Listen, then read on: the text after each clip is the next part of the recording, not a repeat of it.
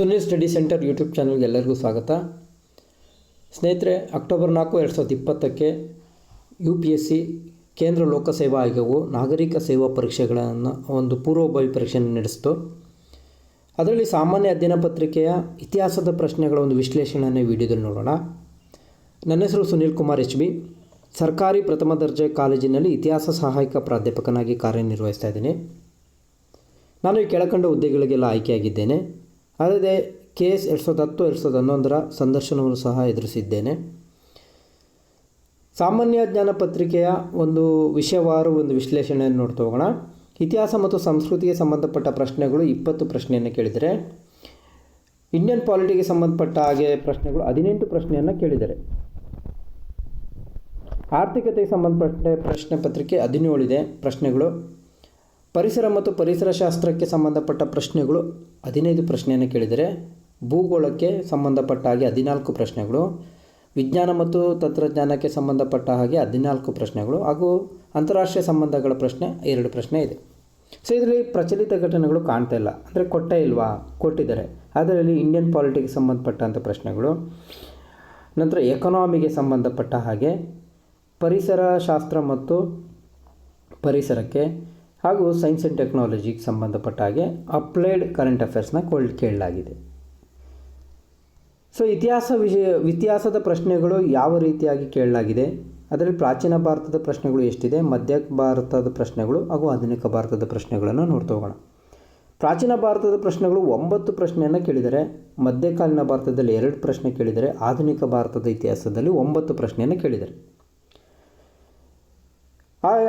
ಪ್ರಾಚೀನ ಭಾರತ ಮತ್ತು ಆಧುನಿಕ ಭಾರತದ ಇತಿಹಾಸವನ್ನು ನಾವು ಮತ್ತೆ ರಾಜಕೀಯ ಇತಿಹಾಸದ 1 ಪ್ರಶ್ನೆ, ಸಾಮಾಜಿಕ ಮತ್ತು ಆರ್ಥಿಕ ಇತಿಹಾಸದ 2 ಪ್ರಶ್ನೆಗಳು, ಸಾಂಸ್ಕೃತಿಕ ಇತಿಹಾಸದ ಪ್ರಶ್ನೆಗಳು 6 ಪ್ರಶ್ನೆ ಕೇಳಿದರೆ, ಹಾಗೂ ಆಧುನಿಕ ಭಾರತದ ಇತಿಹಾಸ 9 ಪ್ರಶ್ನೆ ಕೇಳಿದರೆ. ಈ 20 ಪ್ರಶ್ನೆಗಳ ಒಂದು ವಿಶ್ಲೇಷಣೆಯನ್ನು ಇಲ್ಲಿ ನೋಡ್ತಾ ಹೋಗೋಣ. With reference to the history of India consider the following pairs. Famous place, present state ಎಲ್ಲಿದೆ ಅಂತ ಕೇಳಿದರೆ, ಇದರಲ್ಲಿ ನಮಗೆ ಕೆಲವು ಬಾರಿ ಉತ್ತರಗಳು ಗೊತ್ತಾಗಲಿಲ್ಲ, ಎಲಿಮಿನೇಷನ್ ಮೆಥಡಲ್ಲೂ ಹೋಗಬೇಕಾಗುತ್ತೆ. ಬಿಲ್ಸಾ ಕೇಳಿದರೆ ಮಧ್ಯಪ್ರದೇಶ, ದ್ವಾರ ಸಮುದ್ರ, ಸೊ ದ್ವಾರ ಸಮುದ್ರ ಇರೋದು ಕರ್ನಾಟಕದಲ್ಲಿರುವಂಥದ್ದು, ಇಲ್ಲಿ ಮಹಾರಾಷ್ಟ್ರ ಕೊಟ್ಟಿದ್ದಾರೆ, ಹಾಗಾಗಿ ಈ ಆಪ್ಷನ್ ತಪ್ಪಾಗಿದೆ. ಈ 2 ಇರುವಂಥ ನೀವು ಆಪ್ಷನ್ನ ಇಲ್ಲಿ ಸ್ಕಿಪ್ ಮಾಡೋದು ಉತ್ತಮ. ಹಾಗೂ A ಮತ್ತು Bನಲ್ಲಿ ನೋಡಬೇಕಾಗುತ್ತೆ. ಸೊ ಒಂದು ಪರ್ಫೆಕ್ಟ್ ಸರಿ ಅಂತ ಅರ್ಥ ಇದ್ರ ಪ್ರಕಾರ. ಸೊ ಬಿಲ್ಸಾ ಇರೋದು ಮಧ್ಯಪ್ರದೇಶದಲ್ಲಿದೆ. ಸೊ ಗಿರಿನಗರ್ ಗುಜರಾತ್, ಸ್ಥಾನೇಶ್ವರ ಉತ್ತರ ಪ್ರದೇಶ್. ಸೊ ಗಿರಿನಗರ್ ಗುಜರಾತ್ ಸರಿಯಾದ ಉತ್ತರ, ಹಾಗಾಗಿ ಉತ್ತರ A ಸರಿಯಾಗುತ್ತೆ. ಈ ಸ್ಥಾನೇಶ್ವರ ಎಲ್ಲಿ ಬರುತ್ತೆ? ಈ ಸ್ಥಾನೇಶ್ವರ ಹರಿಯಾಣ ರಾಜ್ಯದಲ್ಲಿ ಕಂಡುಬರುತ್ತೆ. ಸೊ ಬಿಲ್ಸಾ ಮಧ್ಯಪ್ರದೇಶದಲ್ಲಿ ಹಿಂದಿನ ಹೆಸರು ವಿದಿಶಾ ಅಂತ ಕರೀತಾರೆ, ಅಥವಾ ಬೆಸ್ಟ್ ನಗರ ಅಂತಲೂ ಸಹ ಕರೀತಾ ಹೋಗ್ತಾರೆ. ಸೊ ದ್ವಾರ ಸಮುದ್ರ ಇದು ಹಳೆಬೀಡಿನ ಹಳೆಯ ಹೆಸರು. ಸೊ ನಂತರ ಗಿರಿನಗರ ಇದು ಗಿರ್ನಾರ್ನ ಈಗಿನ ಹೆಸರು. ಸ್ಥಾನೇಶ್ವರ ತಾಣೇಶ್ವರದ ಈಗಿನ ಹೆಸರು. ತಾಣೇಶ್ವರ ಈ ಪುಷ್ಯಭೂತಿ ವರ್ಧನರು ಅಥವಾ ಹರ್ಷವರ್ಧನನು ಆಳ್ವಿಕೆ ಮಾಡುವಂಥ ಕೇಂದ್ರ ಸ್ಥಾನ ಅಂತ ಹೇಳಿ ನಾವು ಕಾಣ್ಬೋದು.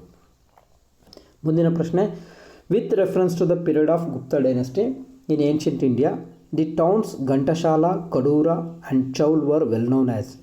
ಈ 3 ಪ್ರದೇಶಗಳು ಗುಪ್ತ ಸಾಮ್ರಾಜ್ಯ ಯಾವುದಕ್ಕೆ ಪ್ರಸಿದ್ಧಿಯಾಗಿದೆ ಅಂತ ಹೇಳಿ ಕೇಳಿದ್ದಾರೆ. ಪೋರ್ಟ್ಸ್ ಹ್ಯಾಂಡ್ಲಿಂಗ್ ಫಾರಿನ್ ಟ್ರೇಡ್, ವಿದೇಶಿ ವ್ಯಾಪಾರವನ್ನು ಕೈಗೊಳ್ಳುವ ಒಂದು ಬಂದರು.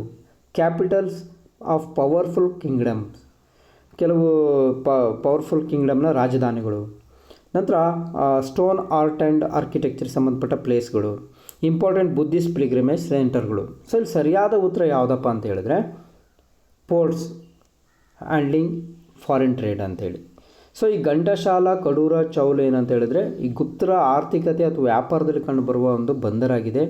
ಸೊ ಇದನ್ನು ಒಂದು ಉಲ್ಲೇಖವನ್ನು ನಾವು ಎಲ್ಲಿ ನೋಡ್ಬೋದು ಅಂತ ಹೇಳಿದ್ರೆ ancient Indian history and civilisation S N Sen ಬರೆದಿರುವಂಥ ಪುಸ್ತಕದಲ್ಲಿ. ಇದು 564ನೇ ಪೇಜ್ನಲ್ಲಿರುವಂಥ ಒಂದು ಕೋಟು. ಸೊ ಇದರಲ್ಲಿ ಏನು ಹೇಳ್ತಾ ಹೋಗ್ತಾರೆ ಅಂತ ಹೇಳಿದ್ರೆ, the chief ports of ancient India were on the west coast, ಪಶ್ಚಿಮ ಕರಾವಳಿಯಲ್ಲಿರುವಂಥ ಬಂದರು. ಅದರಲ್ಲಿ ಬಹುಮುಖ್ಯವಾಗಿ ನಾವು ನೋಡ್ಬೋದಾಗಿದೆ ಇಲ್ಲಿ ಚೌಲ್ ಅಂತ ಹೇಳಿ ಕೊಟ್ಟಿದ್ದಾರೆ. ಚೌಲ್ಗೆ ಸಿಬೋಲ್ ಅಂತಲೂ ಹೇಳಿ ಕರೀತಾರೆ. ಇನ್ನು ಕಲ್ಯಾಣ, ಸೋಪಾರ ಎಲ್ಲ ನಾವು ಕೇಳಿದ್ದೀವಿ. ಹಾಗೆ ಈಸ್ಟ್ ಕೋಸ್ಟಲ್ಲಿರುವಂಥ ಪ್ರದೇಶಗಳು ಅದು ತಾಮ್ರಲಿಪ್ತಿ, ಘಂಟಶಾಲಾ, ಕಡೂರ ಇಲ್ಲಿ ಮೆನ್ಷನ್ ಮಾಡಿದ್ದಾರೆ. ಸೊ ಇಲ್ಲಿ ಈ ಘಂಟಶಾಲಾ, ಕಡೂರ ಎಲ್ಲಿದೆ ಅಂತ ಹೇಳಿದರೆ ಆಂಧ್ರ ಪ್ರದೇಶ, ಒರಿಸ್ಸಾ ಕರಾವಳಿಯ ನಡುವೆ ಇರುವಂಥದ್ದು. ಸೊ ಮಚಿಲಿಪಟ್ಟಣದ ಬಳಿ ಇರುವಂಥದ್ದು. ಸೊ ಹಾಗೂ ಇದಲ್ಲದೆ ಉಪಿಂದರ್ ಸಿಂಗ್ರವರ ಪುಸ್ತಕದಲ್ಲೂ ಸಹ ಮೆನ್ಷನ್ ಮಾಡಿದ್ದಾರೆ. ಉಪಿಂದರ್ ಸಿಂಗ್ರವರ ಹಿಸ್ಟ್ರಿ ಆಫ್ ಇಂಡಿಯಾದ ಬಗ್ಗೆ ancient India and early medieval ಇಂಡಿಯಾದವರೆಗೂ ಒಂದು ಪುಸ್ತಕದಲ್ಲಿ ಮೆನ್ಷನ್ ಮಾಡಿದ್ದಾರೆ. ಇದರಲ್ಲಿ ಅವರು ಸಿಬೋಲ್ ಅನ್ನೋ ವರ್ಡನ್ನು ಇಲ್ಲಿ ಬಳಸ್ತಾ ಹೋಗ್ತಾರೆ. ಈ ಸಿಬೋಲ್ ಅಂದರೆ ಚೌಲ್ ಅಂತ ಅರ್ಥ. ಸೊ ಮುಂದಿನ ಪ್ರಶ್ನೆ ನೋಡ್ತಾ ಹೋಗೋಣ. With reference to the cultural history of India consider the following pairs. ಇದು ಒಂದು ಪ್ರಾಚೀನ ಭಾರತದ ಇತಿಹಾಸದ ಪ್ರಶ್ನೆ ಹಾಗೂ ಸಂಸ್ಕೃತಿಗೆ ಸಂಬಂಧಪಟ್ಟನೂ ಪ್ರಶ್ನೆನೇ ಆಗುತ್ತೆ. ಹಾಗೆ ಇಲ್ಲಿರುವ ಟರ್ಮಿನಾಲಜೀಸ್ಗಳನ್ನು ಕೇಳಿರುವಂಥದ್ದು. ಪಾರಿವ್ರಜಕ, ರೆನನ್ಸಿಯಂಟ್ ಆ್ಯಂಡ್ ವಾಂಡರರ್ ಅಂತ ಹೇಳಿ ಕರೀತಾರೆ. Shramana, priest with a high status. Upasaka, lay follower of Buddhism. So ಇದು ಸರಿಯಾದ ಉತ್ತರ ಯಾವುದು? ಈ ಪಾರಿವ್ರಜಕ, ರಿನನ್ಸಿಯಂಟ್ ಆ್ಯಂಡ್ ವಾಂಡರರ್ ಅಥವಾ ಜ್ಞಾನದಾಹಿಯಾಗಿ ಅಲೆದಾಡುವಂಥ ವ್ಯಕ್ತಿಯನ್ನು ಪಾರಿವ್ರಜಕ. ಇದು ಯಾವುದಕ್ಕೆ ಸಂಬಂಧಪಡುತ್ತೆ ಅಂತ ಹೇಳಿದ್ರೆ ಬುದ್ಧಿಸಮಿಗೆ ಸಂಬಂಧಪಡುತ್ತೆ, ಬೌದ್ಧ ಧರ್ಮಕ್ಕೆ ಸಂಬಂಧಪಡೋದು. ಸೊ ಇದು ಸರಿಯಾದ ಉತ್ತರ ಆಗುತ್ತೆ. Shramana, priest with a high status ಅಂತ ಹೇಳಿದ್ರೆ ಪುರೋಹಿತ ವರ್ಗಕ್ಕೆ ಸಂಬಂಧಪಟ್ಟಂಥದ್ದು. ಆದರೆ ಈ ವರ್ಡ್ ಯೂಸ್ ಆಗುವಂಥದ್ದು ಬೌದ್ಧ ಧರ್ಮ ಹಾಗೂ ಜೈನ ಧರ್ಮದಲ್ಲೂ ಬಳಸ್ತಾರೆ, ಶ್ರಮಣ ಅಂತೇಳಿ. ಹಾಗೂ ಉಪಾಸಕ ಅಂತ ಹೇಳಿದ್ರೆ ಲೇ ಫಾಲೋವರ್ಸ್ ಆಫ್ ಬುದ್ಧಿಸಮ್, ಬೌದ್ಧ ಧರ್ಮದ ಒಬ್ಬ ಸಾಮಾನ್ಯ ಅನುಯಾಯಿಯನ್ನು ನಾವು ಉಪಾಸಕ ಅಂತೇಳಿ ಕರಿತೀವಿ. ಸೊ ಹಾಗಾದರೆ ಎರಡನೇ ತಪ್ಪು, 1 ಮತ್ತು 3 ಸರಿಯಾಗಿದೆ. So B is the right answer. So ಇದು ಯಾವ ಬುಕ್ಗಳಲ್ಲಿ ನಮಗೆ ಸಿಗುತ್ತೆ ಅಂತ ಹೇಳಿದ್ರೆ ವೆರಿ ಸಿಂಪಲ್ ಅಂತ ಹೇಳಿದ್ರೆ, ಈ ಬುಕ್ಗಳು ನೀವು ಸ್ಟಡಿ ಮಾಡ್ಬೇಕಾದ್ರೆ ಸಂಪೂರ್ಣವಾಗಿ ಇದ್ದೇ ಇರುತ್ತೆ. ಆದರೆ ಕೊನೆ ಕೆಲವು ಪೇಜ್ಗಳಲ್ಲಿ ಗ್ಲಾಸರಿ ಅಂತ ಹೇಳಿ ಕೀವರ್ಡ್ಗಳು ಹಾಕಿರ್ತಾರೆ, ಅದರ ಅರ್ಥ ಕೊಟ್ಟಿರ್ತಾರೆ.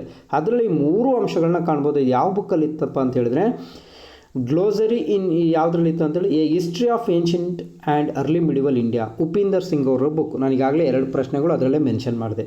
ಅವೆರಡು 3 ವರ್ಡ್ಗಳನ್ನ ಇಲ್ಲಿ ನಾವು ನೋಡ್ತಾ ಹೋಗ್ಬೋದು.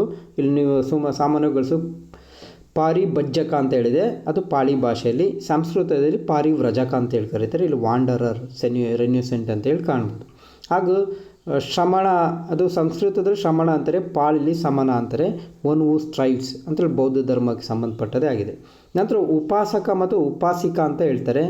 ಎ ಮೇಲ್ ಲೇ followers of Buddhas teaching, A female ಲೇ ಫಾಲೋವರ್ಸ್ ಆಫ್ ಬುದ್ಧಾಸ್ ಟೀಚಿಂಗ್ ಅಂತ ಹೇಳಿದ್ರೆ ಮಹಿಳಾ ಮತ್ತು ಪುರುಷ ಸಾಮಾನ್ಯ ಬೌದ್ಧ ಧರ್ಮದ ಅನುಯಾಯಿ ಬಗ್ಗೆ ಇಲ್ಲಿ ತಿಳಿಸ್ತಾ ಹೋಗುತ್ತೆ. ಹಾಗಾಗಿ ಉತ್ತರವನ್ನು ನಾವು ಇಲ್ಲಿ ಎಲ್ಲಿ ಯಾವ ಬುಕ್ಕಲ್ಲಿ ರೆಫರೆನ್ಸಸ್ ಸಿಗುತ್ತೆ ಅಂತೇಳಿ ನೋಡ್ತಾ ಹೋಗಿದ್ದೀವಿ. ಮುಂದಿನ ಪ್ರಶ್ನೆ ನೋಡೋಣ. With reference to the cultural history of India which one of the following is the correct description of the term paramitas. ನೋಡಿ, ಟರ್ಮಿನಾಲಜಿ 2 ಬಾರಿ ಕೇಳಲಾಯ್ತು ಈಗಾಗಲೇ. ಸೊ ಇದು ಸಹ ನಮಗೆ ಪ್ರಾಚೀನ ಭಾರತದ ಪ್ರಶ್ನೆಯೇ ಆಗಿದೆ. ಆಲ್ಮೋಸ್ಟ್ ಈ ಪ್ರಶ್ನೆಯೂ ಸಹ ಬೌದ್ಧ ಧರ್ಮಕ್ಕೆ ಸಂಬಂಧಪಟ್ಟಾಗಿದೆ. ಪರಮಿತ ಅಂತ ಹೇಳಿದ್ರೆ ಏನು ಟರ್ಮ್ ಅಂತ ಕೇಳ್ತಾ ಹೋಗ್ತಾರೆ. ಸೊ ಇಲ್ಲಿ ಪರಮಿತ ಇರೋದು ಒಂದೇ ಒಂದು ಪರ್ಫೆಕ್ಟ್ ಟರ್ಮ್ ಅಂತ ಹೇಳಿದ್ರೆ option C, perfections whose attainment led to the Bodhisattva path. ಈ ಬೌದ್ಧ ಧರ್ಮ ಅಥವಾ ಬೋಧಿಸತ್ವದ ಒಂದು ಮಾರ್ಗಕ್ಕೆ ಇರುವಂಥ ಒಂದು ಸಂಪೂರ್ಣ ಪರ್ಫೆಕ್ಟ್ ಆಗಿರುವಂಥ ಒಂದು ವ್ಯಕ್ತಿಯನ್ನು ನಾವು ಅದು ಒಂದು ಮಾರ್ಗವನ್ನು ಇಲ್ಲಿ ನಾವು ಪರಮಿತ ಅಂತ ಹೇಳಿ ಕರಿತೀವಿ ಅಂತೇಳಿ ನೋಡ್ಕೋಬೋದು. ಇದು ಕಲ್ಚರಲ್ ಹಿಸ್ಟ್ರಿ ಆಫ್ ಇಂಡಿಯಾ ಓಂ ಪ್ರಕಾಶ್ರವರ ಪುಸ್ತಕದಲ್ಲಿ ಸಂಪೂರ್ಣವಾದ ಮಾಹಿತಿಯನ್ನು ಕೊಡ್ತಾ ಹೋಗ್ತಾರೆ. ಅದರಲ್ಲಿ ಬೌದ್ಧ ಧರ್ಮದ ಬೋಧಿಸತ್ವದ ಒಂದು ಒಬ್ಬ ವ್ಯಕ್ತಿ ಈ 6 ಹಂತದ ಪರಮಿತಾಸ್ನ ಕೈಗೊಳ್ಳಬೇಕು ಅಂತೇಳಿ ಇಲ್ಲಿ ಉಲ್ಲೇಖವನ್ನು ನೀಡ್ತಾರೆ. 6 principles and 4 supplementary of paramitas. ಅದು ಯಾವುದು ಅಂತಲೂ ಸಹ ಹೇಳ್ತಾರೆ, 6 ಪ್ರಿನ್ಸಿಪಲ್ಸ್ ಆಫ್ ಪರಮಿತಾಗಳು.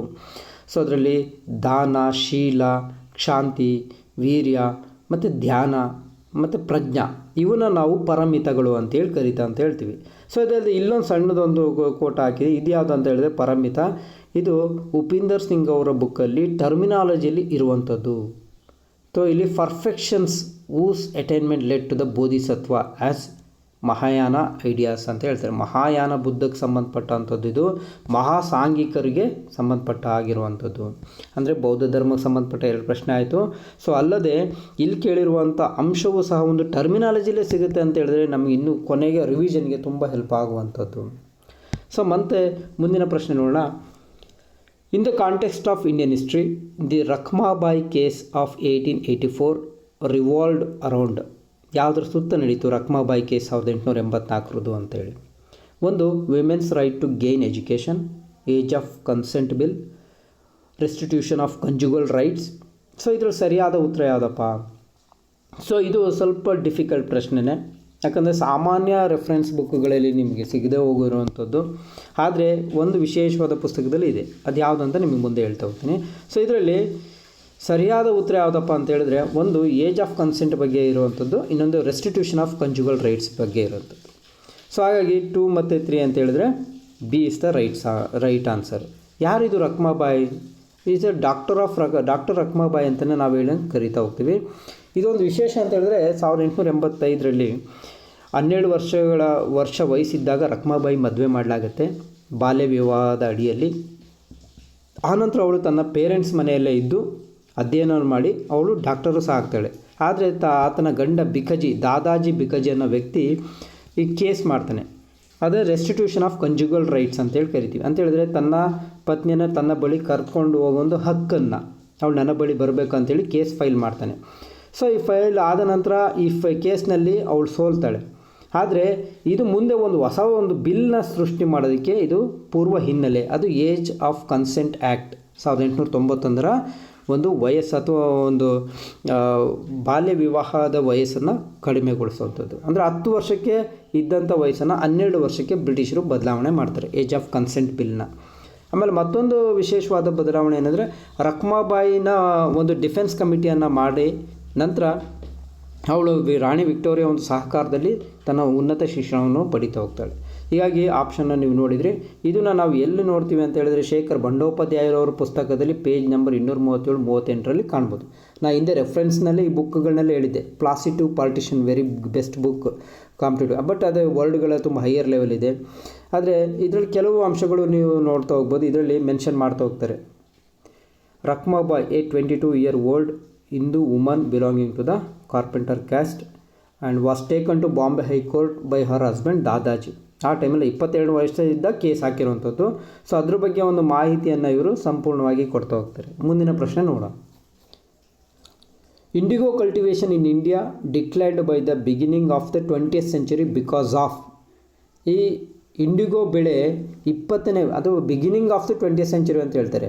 20ನೇ ಶತಮಾನದ ಆರಂಭಿಕ ಹಂತ ಅಂತ ಹೇಳಿದ್ರೆ ನಮಗೆ ಯಾವುದು ಅಂತ ಹೇಳಿದ್ರೆ 1900ರ ಒಂದು ಹಂತದಲ್ಲಿ, ಆರಂಭಿಕ ಹಂತದಲ್ಲಿ ಏನು ಚೇಂಜಸ್ ಆಯಿತು ಅದರಲ್ಲಿ ನೇರವಾಗಿ ನಾವು ಉತ್ತರವನ್ನು ನೋಡೋದಾದರೆ, it's unprofitability in the world market because of new invention able ಅಂತ ಹೇಳಿದ್ರೆ, ಇಂಡಿಗೋ ಬೆಳೆಗೆ ತುಂಬ ಹಲವಾರು ಹೋರಾಟಗಳು ಆಧುನಿಕ ಭಾರತ ಇತಿಹಾಸದಲ್ಲಿ ನಡೆದಿದೆ. ಇಂಡಿಗೋ ಬೆಳೆಗೋಸ್ಕರ ಗಾಂಧೀಜಿ ಬಂದಾಗಲೂ ಸಹ ಇಂಡಿಗೋ ಬೆಳೆಯ ಹೋರಾಟ ನಡೆಯುತ್ತದೆ. ಆದರೆ ಆರಂಭಿಕ ಹಂತದಲ್ಲಿ ಇದನ್ನು ಲಾಭ ವಿದೇಶಕ ಮಾರುಕಟ್ಟೆಯಲ್ಲಿ ಬಿ ಉತ್ತರದೊಂದಿಗೆ ನೋಡ್ತಾ ಹೋಗ್ಬೋದು. ಯಾವುದಪ್ಪ ಅಂತ ಹೇಳಿದ್ರೆ, it's unprofitability in the world market because of new invention. ಈ ಟೈಮಲ್ಲಿ ಜರ್ಮನಿಯಲ್ಲಿ ಹೊಸ ಆವಿಷ್ಕಾರಗಳಾಗಿ ಇಂಡಿಗೋ ಬೆಳೆ ಅಥವಾ ಬಣ್ಣ ಹಚ್ಚುವಂಥ ಒಂದು ವಿಧಾನವನ್ನು ಬೇರೆ ಆಲ್ಟರ್ನೇಟ್ ಆಗಿ ಕಂಡುಹಿಡ್ಕೊಳ್ತಾರೆ.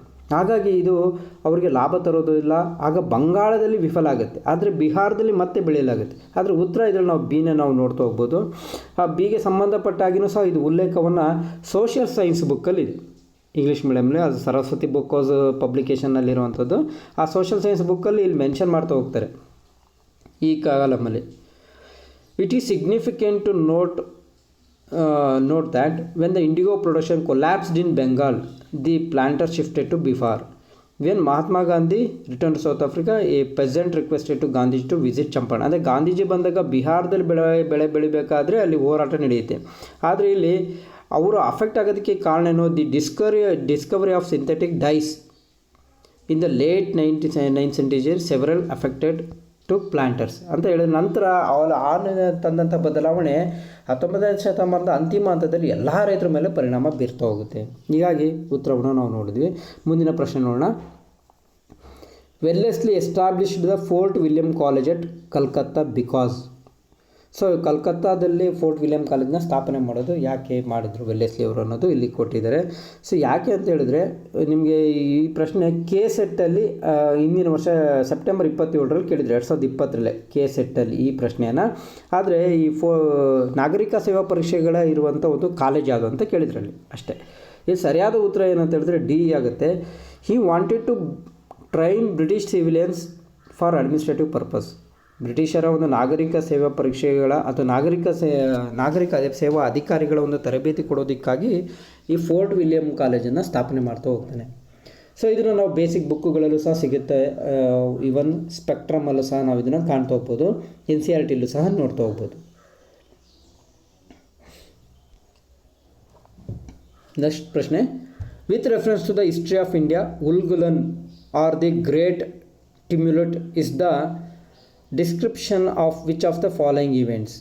ಉಲ್ಗುಲನ್ ಅಂತ ಒಂದು ಗ್ರೇಟ್ ಒಂದು ದಂಗೆಯನ್ನು ಮಾಡಿದಂಥ ಒಂದು ವ್ಯಕ್ತಿ ಅಥವಾ ಒಂದು ಕ್ರಾಂತಿ ಮಾಡಿದಂಥ ಯಾವ ದಂಗೆಗೆ ಸಂಬಂಧಪಟ್ಟಂತ ಕೇಳಿದರೆ, ಇದು ಸಹ ಟ್ರೈಬಲ್ ಮೂಮೆಂಟ್ ಅಥವಾ ಬುಡಕಟ್ಟು ದಂಗೆ ಅಂತೇಳಿ ಕರಿತೀವಿ. ಆ ಸಂದರ್ಭ ನಡೆಯುವಂಥದ್ದು. ಈ ಸರಿಯಾದ ಉತ್ತರ ಡಿ ಆಗಿದೆ. ಬಿರ್ಸಾ ಮುಂಡಾಸ್ ರೆವೋಲ್ಟ್ ಇನ್ 1899 ಆ್ಯಂಡ್ 1900 ಅಂತೇಳಿ ಕರಿತೀವಿ.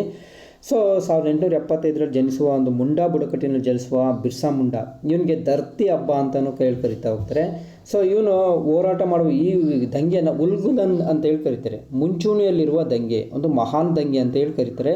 ಇದು ನಡೆಯುವಂಥದ್ದು 1899 1900 ನಡೆಯುವಂಥದ್ದು. ಮುಂದಿನ ಪ್ರಶ್ನೆ, with reference to the scholars literatures of ancient India consider the following statements.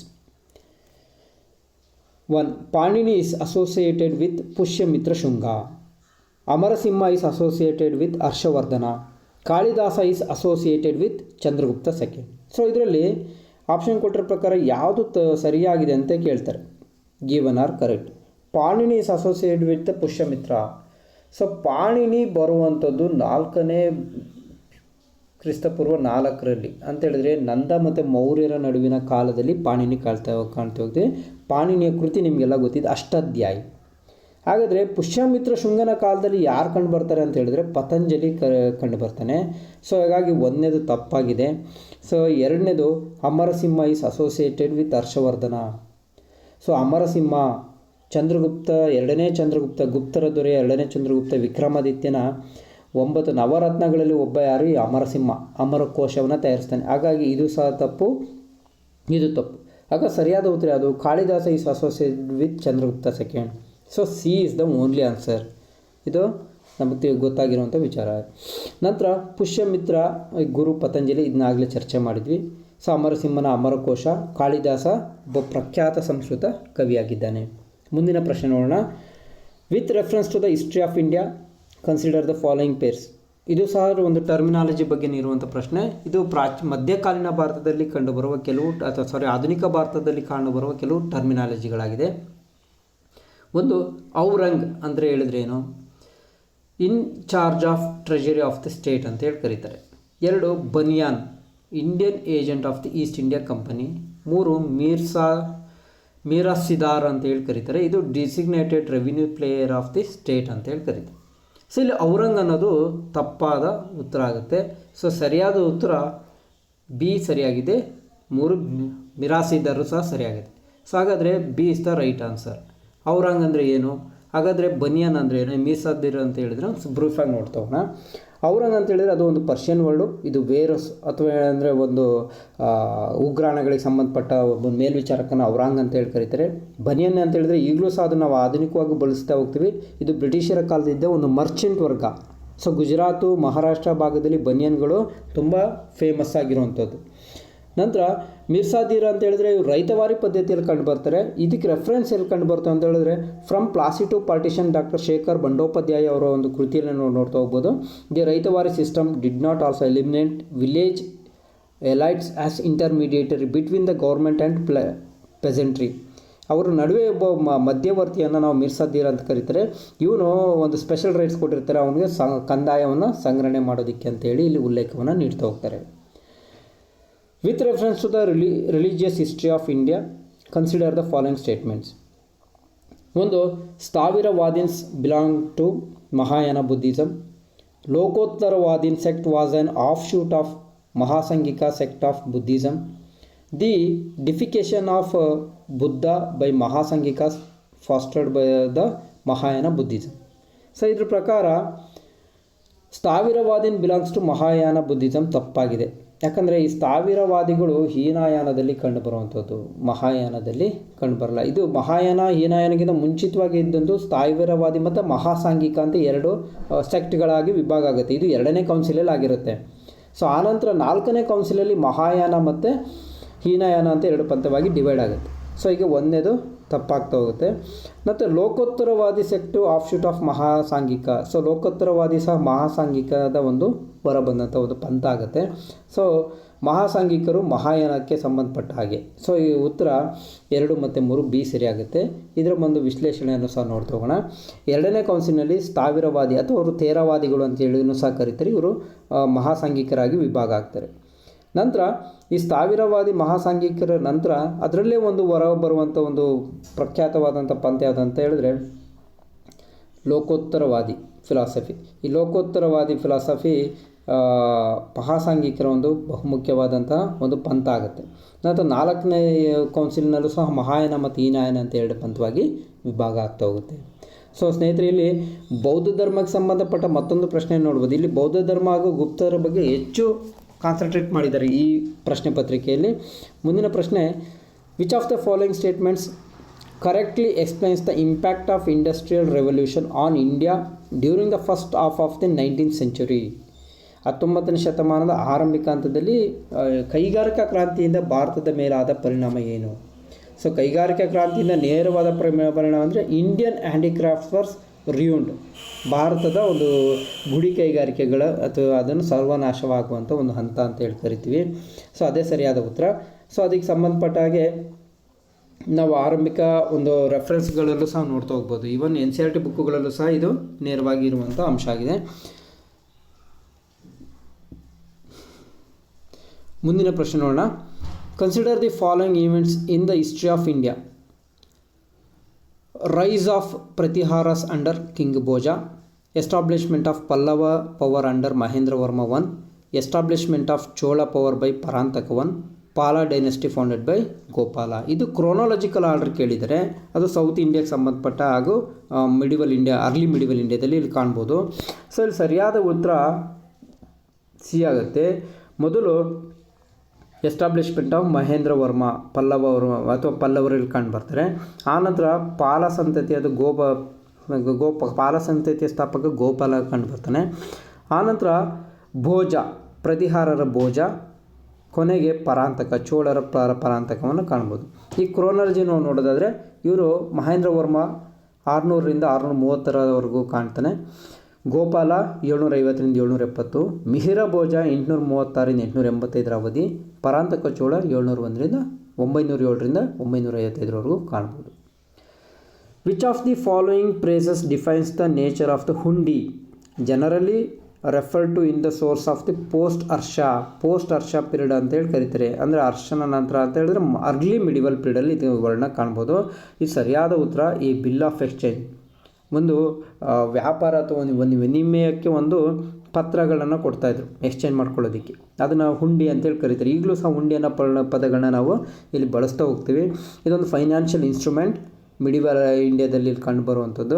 So ಇದ್ರ ಬಗ್ಗೆಯೂ ಸಹ ಒಂದು ಟರ್ಮಿನಾಲಜಿಲಿ ನಾವು ಉಲ್ಲೇಖವನ್ನು ನೋಡ್ಬೋದು. ನೋಡಿ, ಇಲ್ಲಿ ಬಿಲ್ ಆಫ್ ಎಕ್ಸ್ಚೇಂಜ್ ಅಂತೇಳಿ ಕೊನೆಗೆ ಬುಕ್ನಲ್ಲಿ ಒಂದು ಟರ್ಮಿನಾಲಜಿ ಅಥವಾ ಗ್ಲಾಸರಿ ಅಂತೇಳಿ ಕೊಟ್ಟಿರ್ತಾರೆ. ಸತೀಶ್ ಚಂದ್ರ ಮಿಡಿವಲ್ ಇಂಡಿಯಾ ಪುಸ್ತಕದಲ್ಲಿ ಈ ವರ್ಡನ್ನು ನಾವು ಇಲ್ಲಿ ಒಂದು ಕೊನೆ ಭಾಗದಲ್ಲಿ ನೋಡ್ಬೋದು. ಆಗ ಅರ್ಲಿ ಮಿಡಿವಲಲ್ಲಿ ಪುಸ್ತಕದ ಒಳಗೂ ಸಹ ಇರುತ್ತದೆ. ಆದರೆ ಇದು ಕೊನೆ ಲಾಸ್ಟಿಗೆ ಒಂದು ಬ್ರೀಫಾಗಿ ನೀವು ಗ್ಲಾಸರಿ ಅಥವಾ ಒಂದು ಈ ಕೀವರ್ಡ್ಗಳನ್ನ ನೀವು ನೋಡ್ಕೊಳ್ತಾ ಹೋದರೆ ನಿಮಗೆ ನೋಡಿ ಇದರಲ್ಲಿ 4 ಪ್ರಶ್ನೆಗಳು ಅದೇ ರೀತಿಯಾಗಿ ಕೇಳಿರುವಂಥದ್ದು. ಮುಂದಿನ ಪ್ರಶ್ನೆ ನೋಡೋಣ. With reference to the book Desher Katha written by Sakharam Ganesh Deuskar during the freedom struggle, consider the following statements. So Desher Katha ಅನ್ನುವಂಥದ್ದು ಪುಸ್ತಕವನ್ನು ಸಕಾರಾಮ್ ಗಣೇಶ್ ದೇಸುಕರ್ ಅವರು ಬರೆದಿದ್ದಾರೆ ಸ್ವಾತಂತ್ರ್ಯ ಚಳುವಳಿ ಹೋರಾಟದಲ್ಲಿ. ಅದಕ್ಕೆ ಸಂಬಂಧಪಟ್ಟ ಹೇಳಿಕೆಗಳು ನೋಡ್ತಾ ಹೋಗೋಣ. It warned against the colonial state hypnotic conquered of the mind. ಅವರು ಕೊಲೋನಿಯಲ್ ಒಂದು ವಸಾಹತುಶಾಹಿ ರಾಷ್ಟ್ರವಾದ ಬ್ರಿಟಿಷರಿಗೆ ಒಂದು ಎಚ್ಚರಿಕೆ ಗಂಟೆಯನ್ನು ನೀಡಿದಂಥ ಒಂದು ಕೃತಿಯಾಗಿದೆ ಇದು. ನಂತರ it inspired the performance of swadeshi street plays folk songs, swadeshi ಚಳುವಳಿಗೆ ಸಂಬಂಧಪಟ್ಟಂಥ ಮಾಹಿತಿಯನ್ನು ನೀಡುತ್ತೆ. ಹಾಗೂ the use of by Deuskar was in the specific context in the regional Bengal. ಅಂದರೆ ಅವರು ಈ ಅನ್ನೋ ವರ್ಡ್ ಏನು ದೇಶ್ ಕತಾರಲ್ಲಿ ಇದೆಯಲ್ಲ ಅದು ಬಂಗಾಳಕ್ಕೆ ಸಂಬಂಧಪಟ್ಟ ಹಾಗೆ ಇದೆ. ಹಾಗಾಗಿ ಇದು 3 ಉತ್ತರ ಸರಿಯಾಗುತ್ತೆ. ಅದು ಏನು ಎಲ್ಲಿತ್ತು ಅಂತೇಳಿ ನೋಡ್ತಾ ಹೋಗೋಣ. ಸೊ ಇದು ಆರ್ಡಿನರಿ ಅಥವಾ ಒಂದು ಫಂಡಮೆಂಟಲ್ ಬುಕ್ಗಳಲ್ಲಿ ಸಿಗದೇ ಇರೋವಂಥ ವಿಚಾರ. ಅದು ಇದು 2018 ಸಹ ಒಂದು ಕರೆಂಟ್ ಇವೆಂಟ್ಸಲ್ಲೂ ಸಹ ಇದು ಚರ್ಚೆನೂ ಸಹ ಆಗಿತ್ತು ಸಕಾರಾಮ್ ಗಣೇಶ್ ದೇಸುಕರ್ ಬಗ್ಗೆ. ಇವರು ಅರವಿಂದ್ ಘೋಷ್ನ ಒಂದು ಕ್ಲೋಸ್ ರಿಲೇಟಿವ್ ಅಥವಾ ಕ್ಲೋಸ್ ಒಬ್ಬ ಸಹವರ್ತಿ ಆಗಿದ್ದರು. ಇವರು ಮೂಲತಃ ಮಹಾರಾಷ್ಟ್ರದವರು, ಆದರೆ ಇವರು ಬಂಗಾಳದಲ್ಲಿ ಸೆಟ್ಲಾಗಿರ್ತಾರೆ. ಇವರು ಪಬ್ಲಿಷ್ ಮಾಡುವಂಥ ದೇಶರ್ ಕಥಾ ಪುಸ್ತಕ ಇದು ಬ್ರಿಟಿಷರಿಗೆ ಸ್ವದೇಶಿ ಚಳುವಳಿ ಎಚ್ಚರಿಕೆ ಗಂಟೆಯಾಗಿ ಕಾರ್ಯನಿರ್ವಹಿಸುತ್ತೆ. ವಿಶೇಷವಾಗಿ ಬಂಗಾಳಿಗೆ ಸಂಬಂಧಪಟ್ಟಂಥ ಒಂದು ಪ್ರಮುಖವಾದಂತಹ ಪುಸ್ತಕ ಆಗಿದೆ. ಮುಂದಿನ ಪ್ರಶ್ನೆ, the Gandhi Irwin pact included which of the following. ಈ ಗಾಂಧಿ ಇರ್ವಿನ್ ಒಪ್ಪಂದಕ್ಕೆ ಸಂಬಂಧಪಟ್ಟಾಗೆ ಯಾವ ಹೇಳಿಕೆಗಳನ್ನು ಪರಿಗಣಿಸಿ ಅಂತ ಹೇಳ್ತಾರೆ. Invitation to Congress to participate in the round table conference. ದುಂಡು ಮೇಜಿನ ಸಮ್ಮೇಳನಕ್ಕೆ ಕಾಂಗ್ರೆಸ್ನವರು ಭಾಗವಹಿಸೋದಕ್ಕೆ ಒಂದು ಆಹ್ವಾನ. Withdrawal of ordinance promulgated in connection with the civil disobedience movements. ಕಾನೂನು ಭಂಗ ಚಳವಳಿ ಸಮವನ್ನು ವಿಡ್ರಾ ಮಾಡ್ಕೊಳ್ಳೋದಕ್ಕೆ ಒಂದು ಒಪ್ಪಂದ ಆಗಿದೆ. Acceptance of Gandhiji suggestion for enquiry into the police excess. ಒಂದು ಪೊಲೀಸ್ನ ಒಂದು ಬಹುತೇಕ ಅವರ ಒಂದು ಗಲಾಟೆಗಳ ಅವರ ಒಂದು ಉದ್ವಿಗ್ನತೆಯನ್ನು ಇಲ್ಲಿ ತಡೆಗಟ್ಟೋದಕ್ಕೆ ಗಾಂಧೀಜಿ ಸಲಹೆ ನೀಡ್ತಾರೆ. Release of only those prisoners who were not charged with violence. ಅಂತ ಹೇಳಿದ್ರೆ ಹಿಂಸಾತ್ಮಕ ಕೃತ್ಯವನ್ನು ಮಾಡಿರುವವನ್ನು ಹೊರತುಪಡಿಸಿ ಉಳಿದವ್ರನ್ನೆಲ್ಲ ಬಿಡುಗಡೆ ಮಾಡಬೇಕು ಅಂತ ಹೇಳಿದ್ರೆ ಹಿಂಸಾತ್ಮಕ ಕೃತ್ಯವನ್ನು ಇಲ್ಲಿ ಬಿಡುಗಡೆ ಮಾಡೋದಿಲ್ಲ. ಉದಾಹರಣೆಗೆ ಭಗತ್ ಸಿಂಗು, ರಾಜ್ಗುರು, ಸುಖ್ದೇವ್ ಅವರಿಗೆ ಸಂಬಂಧಪಟ್ಟ ಮಾಹಿತಿ ಇದೆ. ಸೊ ಇದರಲ್ಲಿ ಮೂರನೇದೊಂದು ತಪ್ಪಾಗುತ್ತೆ. ಸೊ ಇದ್ರ ಬಗ್ಗೆ ಗಾಂಧೀಜಿಯವರು ಚರ್ಚೆ ಮಾಡೋದಿಲ್ಲ. ಉಳಿದ ಮೂರು ಬಗ್ಗೆಯೂ ಈ ಒಪ್ಪಂದದಲ್ಲಿರುತ್ತೆ. ಹಾಗಾಗಿ ಉತ್ತರ 1 to 4. So B is the right answer ಆಗುತ್ತೆ. ಸೊ ಅದರಲ್ಲಿ ಸಂಬಂಧಪಟ್ಟಂಗೆ ಗಾಂಧಿ ಇರ್ವಿನ್ ಒಪ್ಪಂದದ ಒಂದು ಪ್ರಮುಖ ಅಂಶಗಳು ಸಹ ಇಲ್ಲಿ ನೀಡಲಾಗಿದೆ. ರಿಮೂವಲ್ ಆಫ್ ಸಾಲ್ಟ್ ಟ್ಯಾಕ್ಸ್ ಬಗ್ಗೆಯೂ ಸಹ ಇಲ್ಲಿ ಚರ್ಚೆ ಮಾಡಲಾಗುತ್ತೆ. ಸೊ ಹಾಗೂ ಕಾನೂನು ಭಂಗ ಚಳುವಳಿಯನ್ನು ಸ್ಟಾಪ್ ಮಾಡಬೇಕು ಅಂತಲೂ ಸಹ ನೀಡಲಾಗುತ್ತೆ. ಹಾಗೂ ದುಂಡು ಮೇಜಿನ ಸಮ್ಮೇಳನಕ್ಕೆ ಭಾಗವಹಿಸೋದು ಸಹ ಅವರ ಪ್ರಮುಖವಾದ ಪಾತ್ರ ಆಗುತ್ತೆ. The Vitthal Vidhvansak, the first monthly journal to have the untouchable people as its target audience was published by. ಅಂತೇಳಿದ್ರೆ ವಿಠಲ್ ವಿಧ್ವಂಸಕ ಅನ್ನೋ ಒಂದು ಮಾಸಿಕ ಒಂದು ಜರ್ನಲ್ ಆಗಿದೆ, ಇದು ಪತ್ರಿಕೆ ಆಗಿದೆ. ಈ ಪತ್ರಿಕೆನ ಮೊಟ್ಟ ಮೊದಲ ಬಾರಿಗೆ ಬರೆದವ್ರು ಯಾರು? ಅದು ಅಸ್ಪೃಶ್ಯತೆಯ ಜನತೆಗೆ ಒಂದು ಅವ್ರನ್ನ ಒಂದು ಉದ್ದೇಶ ಇಟ್ಕೊಂಡು ಮಾಡಿರುವಂಥ ಒಂದು ಪುಸ್ತಕ ಆಗಿದೆ, ಅದು ಪತ್ರಿಕೆ ಆಗಿದೆ. ಇದು ನಮ್ಮ ಬರೆದವ್ರು ಯಾರಪ್ಪ ಅಂತ ಹೇಳಿದ್ರೆ ಗೋಪಾಲ್ ಬಾಬಾ ವಾಳಂಕರ್ ಅಂತಲೂ ಸಹ ಕರಿತಾ ಹೋಗ್ತೀವಿ. ಸೊ ಇವರು ಮಹಾರಾಷ್ಟ್ರದಲ್ಲಿ ಆ ಟೈಮಲ್ಲಿ ರಚನೆ ಒಂದು ಪತ್ರಿಕೆಯನ್ನು ಹೊರಡಿಸ್ತಾರೆ. With reference to the history of India the terms kulyavapa and dronavapa denote. ನೋಡಿ ಇಲ್ಲೂ ಸಹ ಒಂದು ಟರ್ಮ್ಸ್ಗಳು ಕೇಳಿದರೆ ಟರ್ಮ್ ಬಗ್ಗೆನೇ 5 ರಿಂದ 6 ಪ್ರಶ್ನೆಯನ್ನು ಇದರಲ್ಲಿ ಓವರಾಲ್ ಆಗಿ ನೋಡ್ತಾ ಹೋಗ್ಬೋದು. ಕುಲ್ಯವಪ ಮತ್ತು ದ್ರೋಣವಪ ಇದು ಸಹ ಸಂಬಂಧಪಟ್ಟಂಥದ್ದು ಗುಪ್ತ ಡೈನಾಸ್ಟಿಗೆ ಸಂಬಂಧಪಟ್ಟಂಥದ್ದು. ಗುಪ್ತರಿಗೆ ಸಂಬಂಧಪಟ್ಟ ಹಾಗೆ 3 ಪ್ರಶ್ನೆಗಳನ್ನ ಈಗಾಗಲೇ ಕೇಳಿದರು. ಅದರಲ್ಲಿ ಕುಲ್ಯವಪ ಮತ್ತು ದ್ರೋಣವಪ ಅನ್ನೋದು ಮೆಜರ್ಮೆಂಟ್ ಆಫ್ ಲ್ಯಾಂಡ್, ಒಂದು ಭೂಮಿ ಅಳತೆಯ ವಿಧಾನವನ್ನಾಗಿ ನಾವಿಲ್ಲಿ ಕಾಣ್ತಾ ಹೋಗ್ಬೋದು ಗುಪ್ತ ಪೀರಿಯಡ್ನಲ್ಲಿ. ಅದರಲ್ಲಿ 3 ಹಂತದ ಒಂದು ಅವರು ತಮ್ಮ ಒಂದು ಲ್ಯಾಂಡ್ ಮೆಜರ್ಸ್ನ ಕೈಗೊಳ್ತಾರೆ. ಒಂದು ನಿವರ್ತನ, ಕುಲ್ಯವಪ, ಮತ್ತೊಂದು ದ್ರೋಣವಪ ಅಂತೇಳಿ ಮಾಡ್ತಾ ಹೋಗ್ತಾರೆ. Who among the following rulers advised his subjects through this inscriptions?